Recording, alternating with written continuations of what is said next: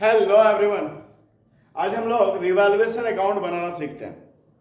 तो इसके पहले हम लोग ये समझ लेते हैं कि रिवैल्यूएशन अकाउंट कब बनाते हैं और रिवैल्यूएशन अकाउंट क्यों बनाते हैं। तो रिवैल्यूएशन अकाउंट हम लोग तब बनाते हैं जब पार्टनरशिप का रिकंस्टिट्यूशन हो रहा है। अब ये रिकंस्टिट्यूशन 6 स्थिति में होता है पार्टनरशिप का। पहला, जब पार्टनर्स के बीच में प्रॉफिट शेयरिंग रेशियो बदल रहा है। दूसरा, जब किसी नए पार्टनर का पार्टनरशिप बिजनेस में एडमिशन हो रहा है। तीसरा, किसी पार्टनर का बिजनेस से रिटायरमेंट हो रहा है। चौथा, किसी पार्टनर की डेथ हो जाती है। पांचवा, जब 2 या 2 से अधिक पार्टनरशिप बिजनेस आपस में मिल जाते हैं।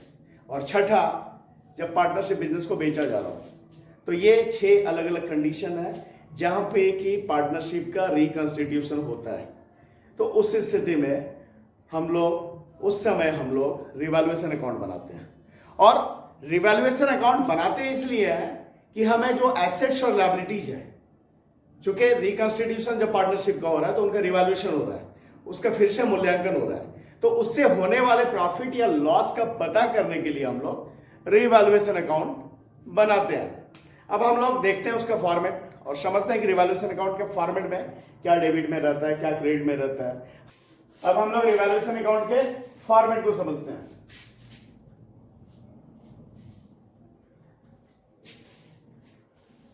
नीचे से लेते हैं।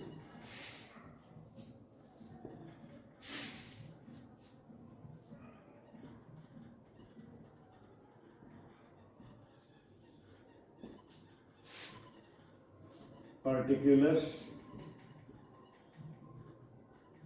अमाउंट, पर्टिकुलर अमाउंट क्या बना रहे हैं? Revaluation account.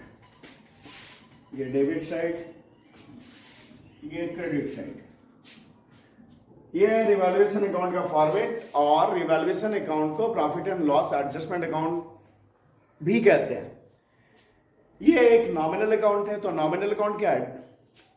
Nominal account debit all expenses and losses, सभी नुकसान को डेबिट करते हैं। और credit all incomes and gains, सभी फायदे को हम क्रेडिट करते हैं। ठीक है, तो ये है रिवैल्यूएशन अकाउंट। रिवैल्यूएशन अकाउंट में क्या दिखाते हैं? एसेट्स और लायबिलिटीज के रिवैल्यूएशन को। तो रिवैल्यूएशन में नुकसान कब होगा? तो नुकसान तब होगा जब एसेट्स का वैल्यू घट रहा हो या लायबिलिटीज का वैल्यू बढ़ रहा हो। और फायदा कब होगा? जब एसेट्स का वैल्यू बढ़ रहा हो या लायबिलिटीज का वैल्यू घट रहा हो, तो फायदा होगा। तो इसलिए एसेट्स का वैल्यू अगर घट रहा है तो उसे इधर डेबिट में दिखाएंगे, या लायबिलिटी का वैल्यू बढ़ रहा है तो इसे डेबिट में दिखाएंगे। और एसेट्स का वैल्यू बढ़ रहा है तो क्रेडिट में दिखाएंगे, या लायबिलिटीज का वैल्यू घट रहा है तो उसे क्रेडिट में दिखाएंगे। तो क्या सारे आइटम्स रहते हैं? तो सबसे पहले to decrease in value of asset, किसी एसेट के वैल्यू में जो डिक्रीज हुआ, तो जितना डिक्रीज हुआ उससे यहां दिखाएंगे, इंडिविजुअली दिखाएंगे। सपोज लैंड का वैल्यू डिक्रीज हुआ तो यहां पे टू लैंड अकाउंट, बिल्डिंग का वैल्यू डिक्रीज हुआ तो टू बिल्डिंग, मतलब जो है उसे उसके नाम से दिखाएंगे। ठीक है। दूसरा, to increase in value of liabilities, जिस लायबिलिटीज की वैल्यू में वैल्यू इंक्रीज किया है, तो जितने से इंक्रीज किया है उसे यहां पे दिखाएंगे। ठीक है। इसके अलावा तीसरा, increase in value of provision, कोई भी प्रोविजन, कोई भी रिजर्व का वैल्यू बढ़ा है तो उसे दिखाएंगे। वो प्रोविजन लायबिलिटी होता है, उसका वैल्यू बढ़ गया तो नुकसान है, तो उसे यहां दिखाएंगे। उसके बाद में कोई अनरिकॉर्डेड एसेट है, सॉरी कोई अनरिकॉर्डेड लायबिलिटी है तो उसे यहां दिखाएंगे, ये भी एक लॉस है।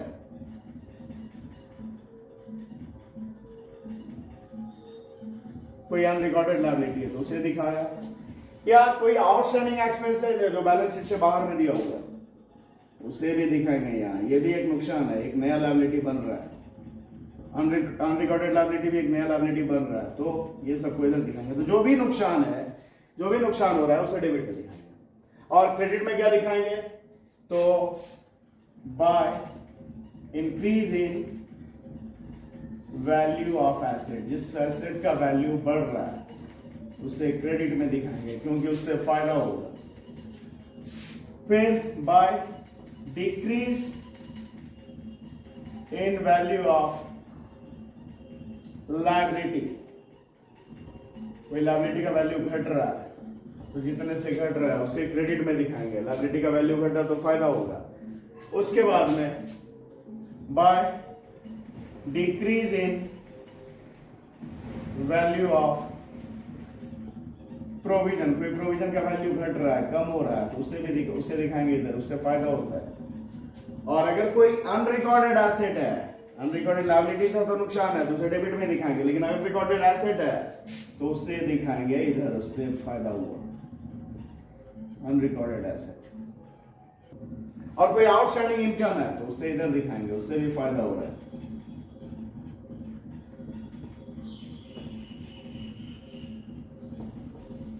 और इधर आउटस्टैंडिंग एक्सपेंसेस, आउटस्टैंडिंग एक्सपेंस से क्या होता है? नुकसान होता है, उसे इधर दिखाते हैं, है ना। और आउटस्टैंडिंग इनकम को इस तरफ, उससे फायदा होता है, उसे क्रेडिट में दिखाते हैं। तो इस तरह से रिवैल्यूएशन करते हैं, ठीक है। और उसके बाद में फाइनली हम बैलेंस करते हैं। अगर क्रेडिट साइड ज्यादा हुआ तो बैलेंस हमारा आएगा डेबिट में। वो क्या होगा? वो होगा रिवॉल्यूशन का प्रॉफिट। तो to profit transferred to capital account, सभी तो इसे पार्टनर्स के कैपिटल अकाउंट में ट्रांसफर कर दिया जाएगा। मान लिया सपोज ए है, बी है, ठीक है, तो उनके बीच में उनके प्रॉफिट शेयरिंग रेशियो में ट्रांसफर कर दिया जाएगा, ठीक है। और अगर डेबिट साइड ज्यादा हुआ तो बैलेंस आएगा इस तरफ, तो वो होगा by loss transferred to capital account. Suppose A है, बी है, तो उनके बीच उनके प्रॉफिट शेयरिंग रेशियो में इस लॉस को या रिवैल्यूएशन के प्रॉफिट को या रिवैल्यूएशन के लॉस को बांट दिया जाएगा।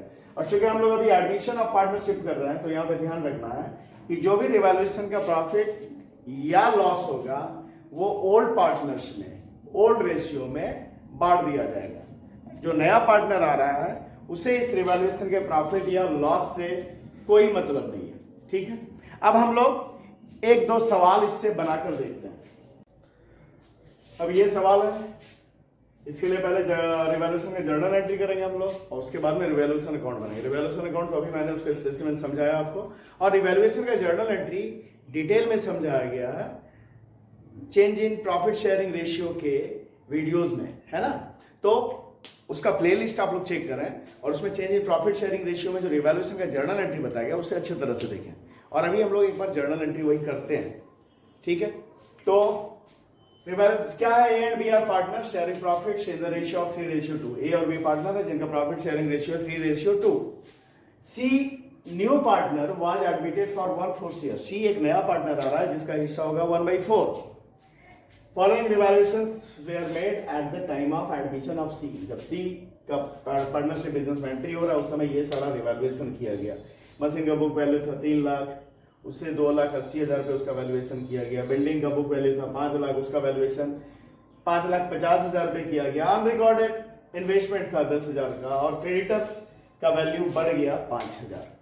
तो पहले जर्नल एंट्री करते हैं। तो भाई अभी जर्नल एंट्री करते हैं तो उसके लिए भी मैं समझा दे रहा हूं कि क्या है रिवैल्यूएशन अकाउंट। एक नॉमिनल अकाउंट है, तो जब जब नुकसान होगा, है ना, तब तक क्या होगा? रिवैल्यूएशन अकाउंट डेबिट होगा और जिस वजह से नुकसान हो रहा है उसे क्रेडिट करेंगे। और जब जब फायदा होगा तो वहां रिवैल्यूएशन अकाउंट क्रेडिट होगा और जिस वजह से फायदा हो रहा है उसे हम डेबिट करेंगे, ठीक है। तो करते हैं जर्नल एंट्री पहले।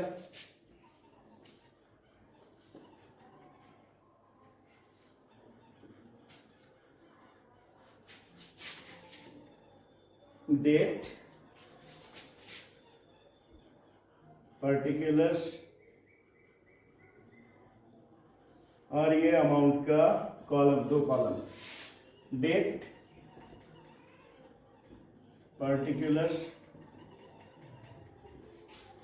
लेजर फॉलियो नंबर और अमाउंट का 2 column, debit column, credit column. तो क्या रिवैल्यूएशन हो रहा है? पहला हो रहा है नंबर 1, यहाँ पे डेट डालते हैं, नहीं है, यहाँ पे नंबर डालते चले जाते हैं। नंबर 1 पहला क्या हो रहा है? मशीनरी, उसका बुक वैल्यू 3 लाख था, अभी रिवैल्यूएट जो हुआ है 2,80,000 रुपये हुआ है। तो 3 लाख का सामान, उसका जो रिवैल्यूएशन हुआ है 2,80,000 रुपये हुआ है, तो नुकसान हुआ है। ठीक है, तो क्या बताया मैंने? रिवैल्यूएशन अकाउंट जब नुकसान होगा तो एंट्री में डेबिट करेंगे, और रिवैल्यूएशन अकाउंट जब फायदा होगा तो एंट्री में क्रेडिट करेंगे। तो यहाँ पे 3 लाख का मशीन एसेट है, एसेट का वैल्यू घट रहा है तो नुकसान हो रहा है, तो यहाँ पे रिवैल्यूएशन अकाउंट को डेबिट करेंगे। Revaluation account debit. कितना से घट रहा है? 3 लाख का सामान 2,80,000 का हो गया, तो 20,000 से घट रहा है, तो 20,000। तो क्या घटा? किसका वैल्यू घटा? मशीन का। तो यहां लिख देंगे, क्रेडिट करेंगे मशीन को, to machinery account 20,000 being value of machinery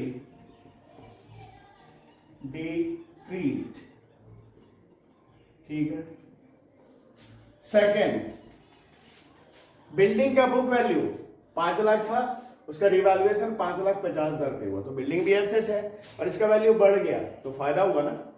तो फायदा हुआ तो क्या करेंगे यहाँ पे? Building account debit. एसेट का क्या है? एसेट का वैल्यू जब बढ़ता है तो डेबिट करते हैं, जब घटता है तो क्रेडिट करते हैं, इसलिए मशीन का वैल्यू यहाँ घटा तो क्रेडिट किया। और यहाँ बिल्डिंग का वैल्यू, बिल्डिंग भी एसेट है, इसका वैल्यू बढ़ रहा है तो इसे डेबिट किया। कितने से? कितना से बढ़ गया? 50,000 से, तो 50,000 डेबिट कर दिया।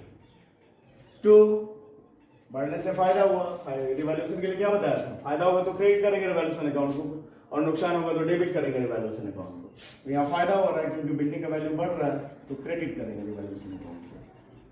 तो revaluation account 50,000 mean value of building increased। ठीक है, इसके बाद आगे आते हैं अनरिकॉर्डेड इन्वेस्टमेंट। इन्वेस्टमेंट एसेट्स है जो अनरिकॉर्डेड है, तो अनरिकॉर्डेड एसेट ये एक फायदा है, तो फायदा को क्या करेंगे? उस एसेट को, अनरिकॉर्डेड एसेट को हम डेबिट करेंगे। एक एसेट हमारे पास में आ रहा है, अनरिकॉर्डेड था जो एसेट, हम उसे रिकॉर्ड कर रहे हैं, तो ये फायदा हो रहा है तो अनरिकॉर्डेड एसेट को डेबिट किया, और फायदा है इसलिए रिवैल्यूएशन को क्रेडिट करेंगे। कितने का अनरिकॉर्डेड एसेट? 10,000 का।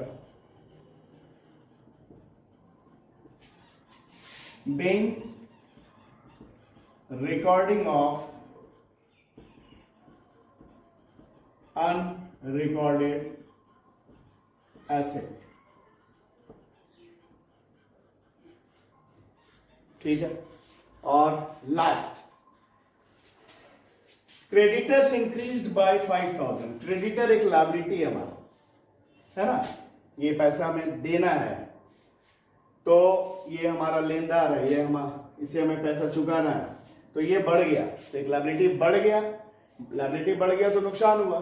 ठीक है, और लायबिलिटी का नेचर क्या है? क्रेडिट होता है, तो जब जब वो बढ़ता है तो क्रेडिट होता है, और जब जब घटता है तो डेबिट होता है, तो ये बढ़ गया तो क्रेडिटर को हम क्रेडिट करेंगे, और इससे ये नुकसान है, इसलिए नुकसान होने पर रिवैल्यूएशन को डेबिट, फायदा होने पर रिवैल्यूएशन को क्रेडिट। तो यहां पर रिवैल्यूएशन अकाउंट को डेबिट करेंगे।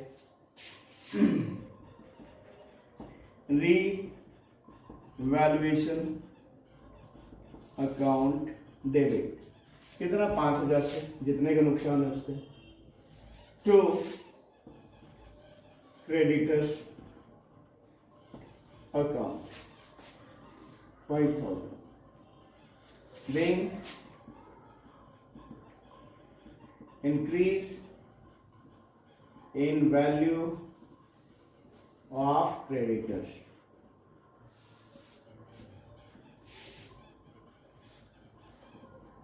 ठीक है, अब हमें जर्नल एंट्री से अगर प्रॉफिट या लॉस निकालना है तो क्या करेंगे? हम एंट्री में चेक करेंगे रिवैल्यूएशन अकाउंट क्रेडिट कहाँ हुआ, उसे एक साथ टोटल करेंगे।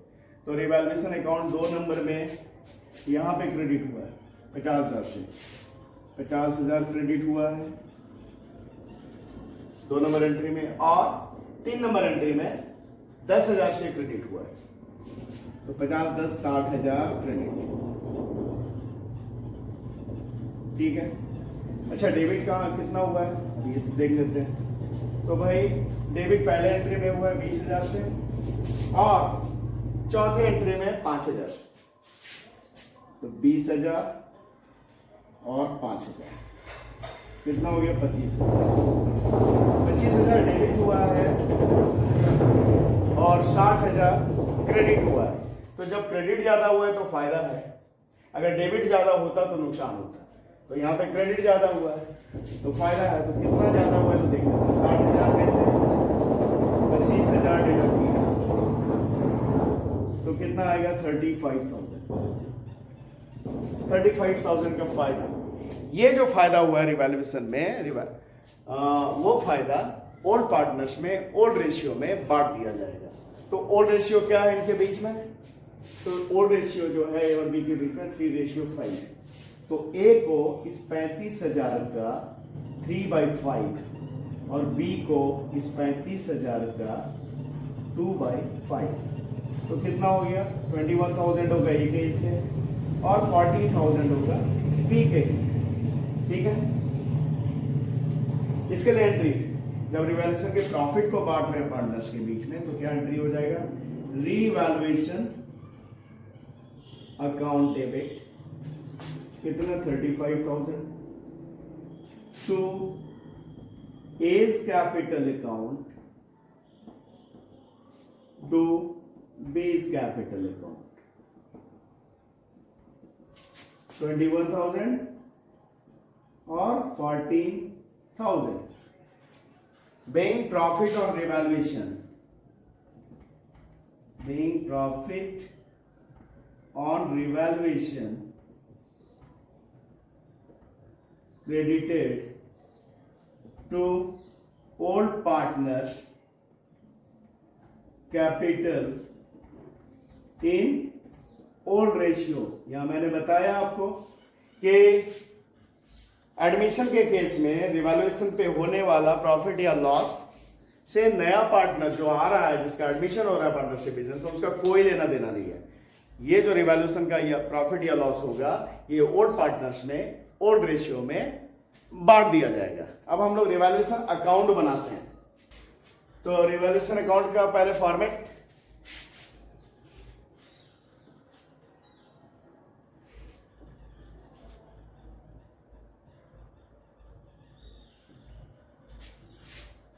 Revaluation account particular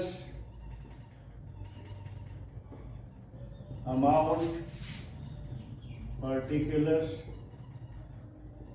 amount, debit credit. क्या बताया अभी अभी हम लोगों ने इसके फॉर्मेट को डिस्कस किया है।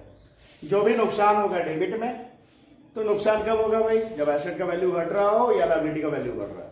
और जो भी फायदा होगा उसे क्रेडिट में, तो फायदा कब होगा? जब एसेट का वैल्यू बढ़ रहा हो या लायबिलिटी का वैल्यू घट रहा हो। तो देखते हैं, मशीनरी 3 लाख का था एसेट है, और वो उसका रिवैल्यूएशन हुआ 2,80,000 पे। तो एसेट का वैल्यू घट रहा है, मशीन 3 लाख का था, अब 280 का हो रहा है, तो 20,000 का नुकसान है। तो नुकसान को डेबिट में टू मशीनरी अकाउंट कितना 20,000। उससे आगे आते हैं बिल्डिंग। बिल्डिंग भी एसेट है, उसका बुक वैल्यू था 5 लाख, अब हो गया वो 5.5 लाख का।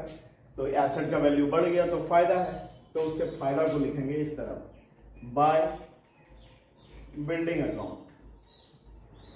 कितना बढ़ गया 50,000, यहां लिख दिया, ठीक है। उसके बाद में अनरिकॉर्डेड इन्वेस्टमेंट, एक एसेट है ना, जो रिकॉर्ड नहीं हुआ है, तो ये भी एक फायदा है, इसे लिखेंगे इस तरह, बाय अनरिकॉर्डेड इन्वेस्टमेंट। कितना 10,000। और उसके बाद है क्रेडिटर, ये लायबिलिटी है जो कि बढ़ गया, इंक्रीज बाय 5000, तो लायबिलिटी बढ़ गया, नुकसान है, उसे लिखेंगे इस तरफ टू क्रेडिटर्स, कितना 5000। उसके बाद बैलेंस करेंगे, क्रेडिट साइड ज्यादा हुआ तो बैलेंस आएगा डेबिट में, वो प्रॉफिट होगा, और डेबिट साइड अगर ज्यादा हुआ तो बैलेंस गिरेगा क्रेडिट में जो लॉस होगा। तो इसका तो क्रेडिट ज्यादा है, अभी हम लोगों ने जर्नल में भी किया, तो 60,000 इसी को यहां पे लिखा, और उससे ये जो डेबिट में दोनों अमाउंट से घटाया तो हमारा आया कितना 35,000, जिसे ओल्ड पार्टनर्स में ओल्ड रेशियो में बांट दिया जाएगा to profit transferred to capital account. किसके किसके भाई? ओल्ड पार्टनर के, तो ओल्ड पार्टनर ए है और बी है, तो इसे बांटा ओल्ड रेशियो में 3:2, 3/5 2/5, तो कितना 21,000 हो गया 3/5 और 2/5 हो गया 14,000। तो ये हम लोगों ने रिवैल्यूएशन अकाउंट, पहले तो रिवैल्यूएशन से रिलेटेड जर्नल एंट्री करके देखा और उसका रिवैल्यूएशन अकाउंट बनाया। तो इस वीडियो में इतना ही। अगर वीडियो पसंद आ रहा है तो इन्हें लाइक करें, चैनल को सब्सक्राइब करें। Thank you.